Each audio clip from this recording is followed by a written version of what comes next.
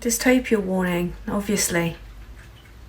Some of you might have realised that I've not been making videos as regularly lately. There's a few reasons for that. One, supposed to be summer recess, but you know, race riots. And number two, I've been feeling a little bit clinically exhausted. A lot of people that have documented the last 4 years have, because the horror, you know, the sheer horror of the subject matter that we were dealing with in terms of constant scandals, crimes, unbelievable levels of corruption, and the way that most of the mainstream media and broadcasters assisted the government in it, alongside millionaire donors, many of whom themselves are involved in really shady stuff, yeah. And then you add on to that the heaps of abuse that you get as a woman merely for existing online. I want to make one thing really clear as well to my male followers. Most of you are legends who get it, right? You don't take what I say about what happens to women personally, but some of you like to get all defensive and make it about you instead of, I don't know,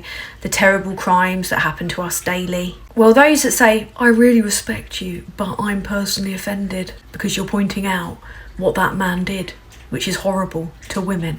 In order to do this, I have to face horrific shit that none of the men that are doing what I do get. We are talking horrific threats and abuse that goes way beyond what is ever acceptable or normal. So maybe consider that before taking something that's not even about you personally, thus detracting from what women face day in, day out for fucking existing. Right, what I wanted to talk to you about today was actually two questions that I'm getting a lot of lately, which I feel that I need to clarify before I do my next video with all of that, you know, stuff going on. The first one is, why aren't you holding Labour accountable? Yeah, I know. This period since July was supposed to be summer recess when Parliament isn't even sitting. It returned on Monday. The only reason that Labour MPs and the government have been so visible is because the last lot created race riots, which broke out, I don't think all that coincidentally, after Labour won a landslide. Because the right and the hard right are really acting up against the fact that we've got a Labour government. And also, Labour have been in power for, 2 months. Again, the vast majority of that is when Parliament isn't even sitting. This isn't a case of not holding Labour accountable, right? I'm more than happy to hold Labour accountable when they've got a record for me to scrutinise. But I'm not going to sit there like some kind of like weird, cynical, I don't know, fairground psychic predicting the future. I don't deal in hypothesis and I don't deal in rhetoric.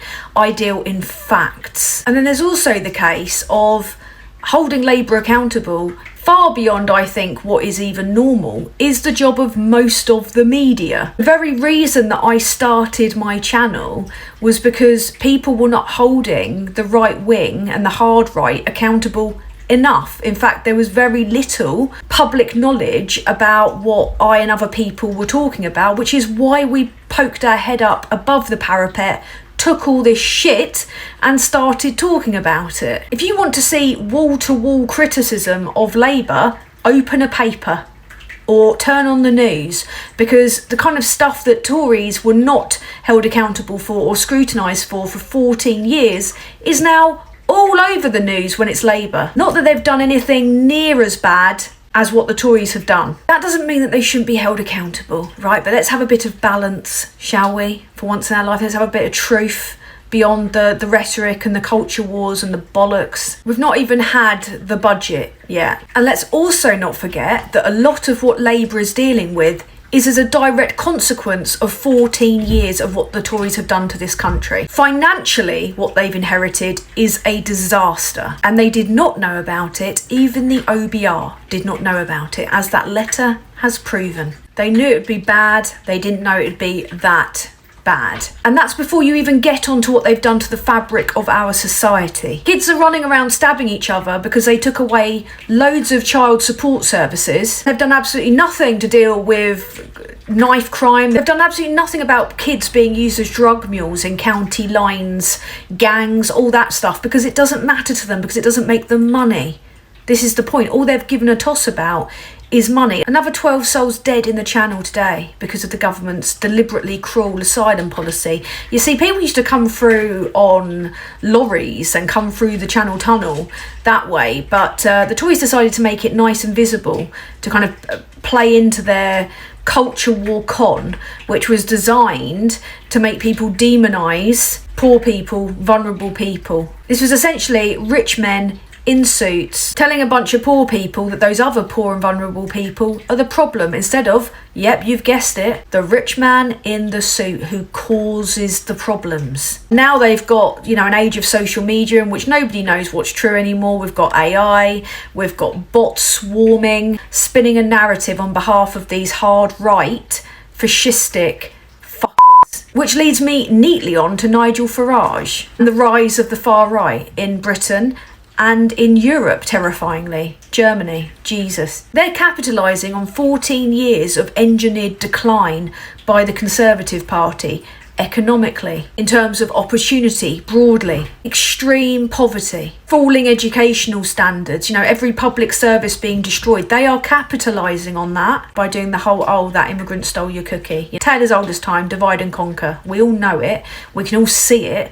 The problem is that it's bedding in. And people were saying to me, oh, you need to stop talking about Nigel Farage. Really? He is the problem. And it's not like I'm doing what Sky News or doing what, you know, other things like the BBC do, which is uncritically platform him and his reform losers. What I'm doing is actually providing the other side of it, telling you what he is actually doing, what his real motivations are. And again, I don't base this on some kind of like Facebook meme. This is based on 4 years of really closely studying them and an entire lifetime of being politically educated, of knowing how they implement some kind of like psychological warfare online by flooding the zone, you know, going full Bannon. Farage has made a lot of money out of this, a lot. Most of the Tory MPs that have either been kicked out in disgrace or even continuing have made a lot of money. There's a lot of money to be made in pushing disinformation. A lot of money to be made in dividing people, which is kind of ironic really when you think about how many of these people believe conspiracy theories and they think, there's Big Pharma or the WEF or whatever mad crap they're coming out with. They don't want to be controlled. You're being controlled by Farage or Robinson or whatever, you know, self-interested, money motivated, swindling prick that you're deciding to follow and believe uncritically. And again, the reason why people like us lot exist is because even though that information is out there, the truth is out there for people to read from credible journalists, credible outlets. They don't. So that's why I'm talking about Farage. That's why I'm not as focused on Labour yet, because I'm not reactionary. I'm not just going to jump to conclusions based on them being in office, 2 months. And as for Farage, etc., they are the biggest threat to our democracy that exists. Because if they could destroy the country like they did and make loads of money for really, really wealthy donors during the whole Vote Leave campaign, and then they can go on to convince 4 million people to vote for them again, well, there's no end to what they're capable of, because that is a multi-tiered mindfuck that they've managed to pull off. An almost unbelievable heist, actually. So yeah, consider this a bit of a palate cleanser,